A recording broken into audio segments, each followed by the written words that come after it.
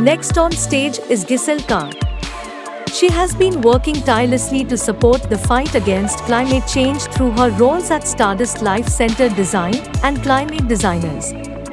She will share her insights on how design plays a crucial role in amplifying and facilitating resilience for island nations. Let's hear from Giselle.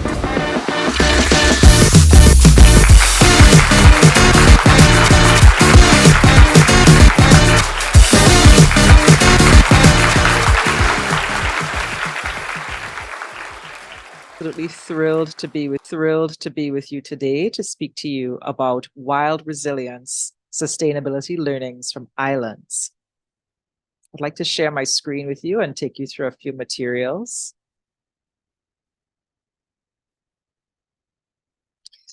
So in 2020, I started the first Life Center design consultancy in the Caribbean. I named it Stardust because the core principle of it is that if we remember our stardust nature, if we remember that we are made of the same things as all of nature, it would revolutionize and transform our relationship with the natural world. For those of you who may not know what life-centered design is, it's a methodology that places human beings within the core of our natural ecosystems. It reminds us that we're not part of a huge hierarchy of which we are at the top, but in fact that we are part of all of nature and all of life. It's something that calls us to remember that we have to place all of life at the core of our decision making.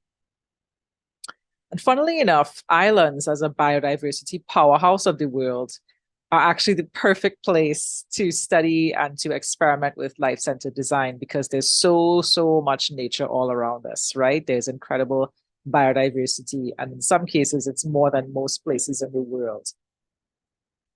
It embodies a particular set of qualities that make it at once untamed, but also deeply resilient, and in fact, a step further than resilience, which would be anti-fragility, which I'll get to later on. And this is exhibited in our people as well as our ecosystems. We are wildly resilient. So what is wild resilience anyway? Well, this is a Caribbean approach, a Caribbean-inspired approach, rather, to developing strength, and it's specifically for organizations that want to create a sustainable legacy in some form. This methodology, it has the double function of also being Stardust's business model. We literally put our money where our mouths are by putting this model into action with our clients. It takes brands that are mitigating climate change into a state beyond resilience and into that state that we spoke about before, which is anti-fragility. And we honestly feel that this is a must for our times as they are deeply challenging. So again, simply resisting shocks and coming back the same is resilience. Whereas this deep, wild resilience is more like anti-fragility, which is to say that after experiencing a shock, the anti-fragile get better. Some of the core principles as they tie to the Caribbean and our landscapes are, we are incredibly abundant and regenerative in our ecosystems, teeming with biodiversity, and the wild resilience strategy around this is to add potential rather than only variations. We've also developed an ability to hold our center of gravity lightly, partly because we're surrounded by so much water. But the wild resilience strategy there is to allow risk and change to make you supple. It's a reminder to stay supple and movable. We also embody and display to the world a tremendous and also inexplicable sense of joy. As someone from Trinidad and Tobago, specifically in the Caribbean, I could tell you we do it at Carnival. So the wild resilience strategy there is to find and celebrate your joy. A little bit about our work and the framework. And again, this is to help create more pathways in life-centered design for organizations navigating these challenging times. We work with you in such a way that we do training, strategy, or communications about these principles. And we help companies clarify their sustainability intention and share it with the world. This means that we work closely with people who are entrusted with this mission inside their organization. So CEOs, CMOs, chief marketing officers, chief sustainability officers also, and pioneering sustainability champions, because the person within the organization might just be a designer. It might actually be someone else whose job may not necessarily stipulate that they champion these principles.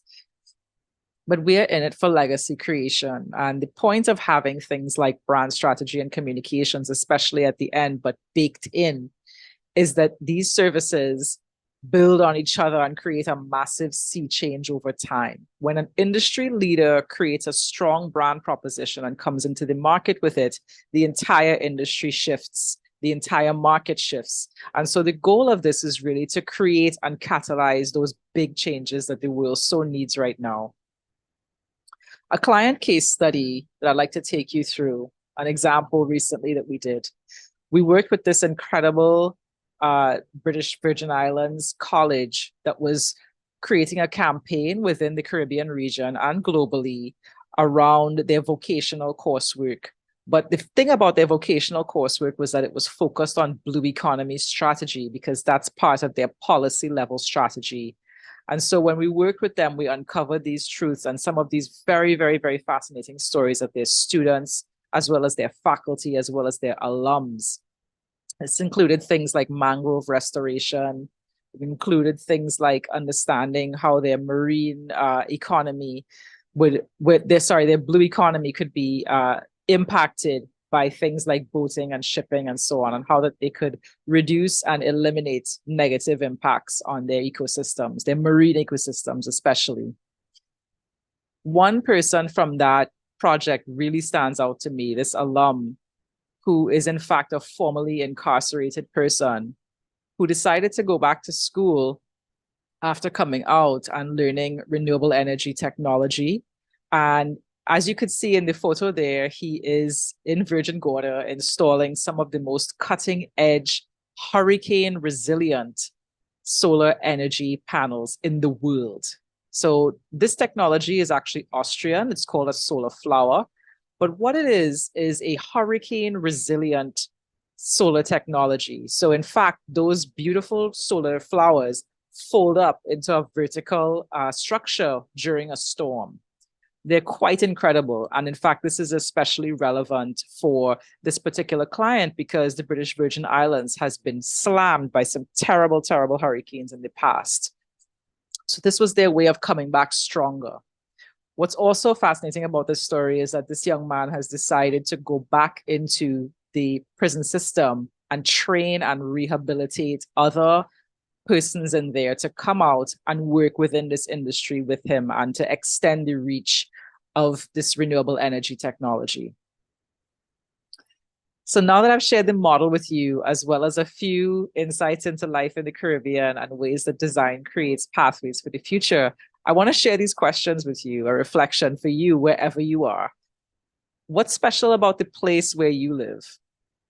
What would you like to emulate about your environment in your business or in your practice? How can your business or your practice specifically and meaningfully impact your immediate location positively? How can your business potentially impact the whole world? And what makes you wildly resilient? And with that, I will just thank you for your time. And please feel free to stay in touch and get in touch with me via the website below. Thank you again, W Summit, for having me.